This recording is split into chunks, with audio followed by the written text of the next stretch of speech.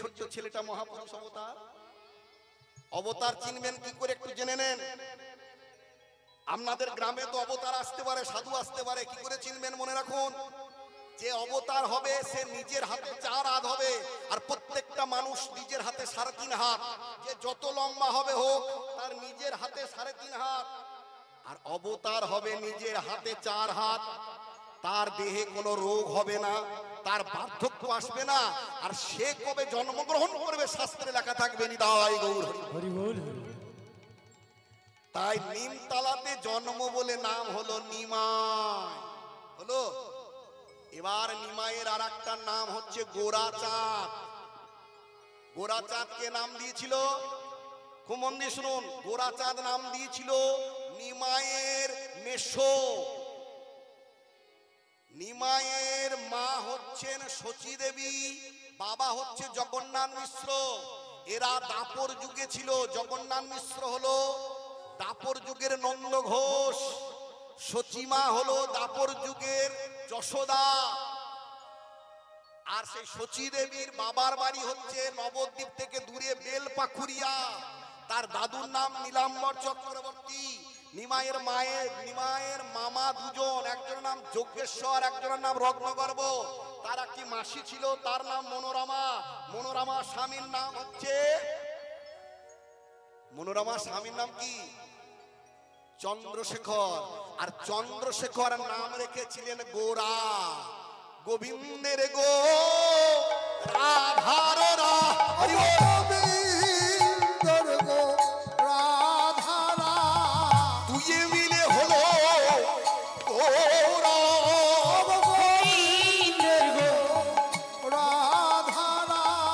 এবার গোবিন্দের গোটা কি? অন্তঃকৃষ্ণ। কৃষ্ণ ছিল গৌরাঙ্গের ভিতরে, আর বাইরে ছিল রাধা। কারণ ওই কৃষ্ণই, শ্রীকৃষ্ণ কি করলেন?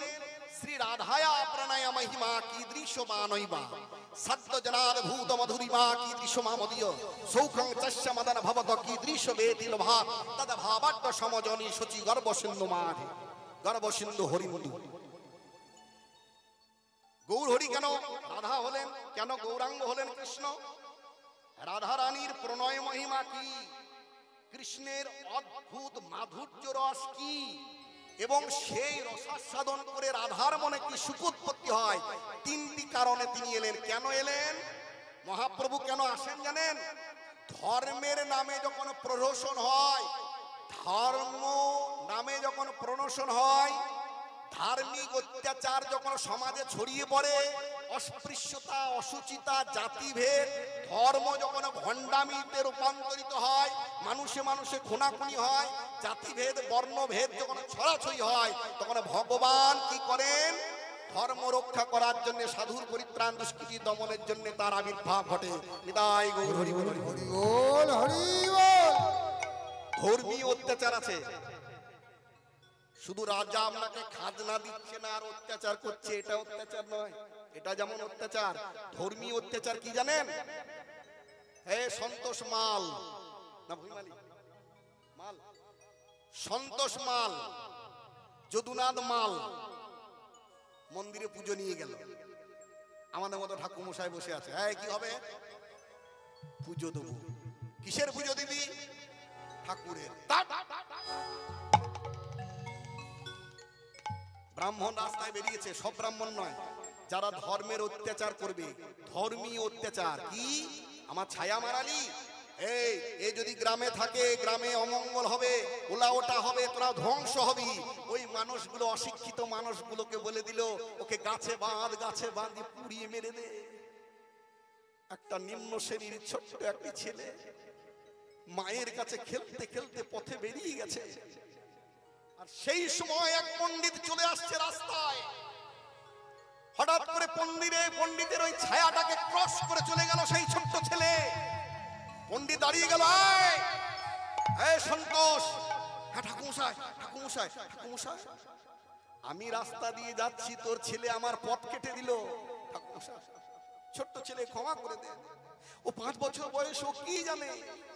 ক্ষমা নাই, ক্ষমা নাই। কে আছো গ্রামের মাতব্বর? এই মরণ দিকায়। মশাই কি হয়েছে, কি হয়েছে? এই ছেলেটা আমার রাস্তা কেটেছে, এর বিচার ওই ছোট্ট ছেলেটাকে মা বাবার সামনে গাছে বেঁধে পুড়িয়ে মেরে দাও। অশিক্ষিত সমাজ সেদিন প্রাণের ভয়ে, সমাজের ভয়ে, পতিতের ভয়ে সমস্ত গ্রাম চোখের জলে ভেসে ভেসে ওই ছোট্ট ছেলেটিকে গাছে বেঁধে পুড়িয়ে দিল। এই হচ্ছে ধর্মীয় অত্যাচার। কেঁদে উঠল অদ্বৈত আচার্য, প্রভু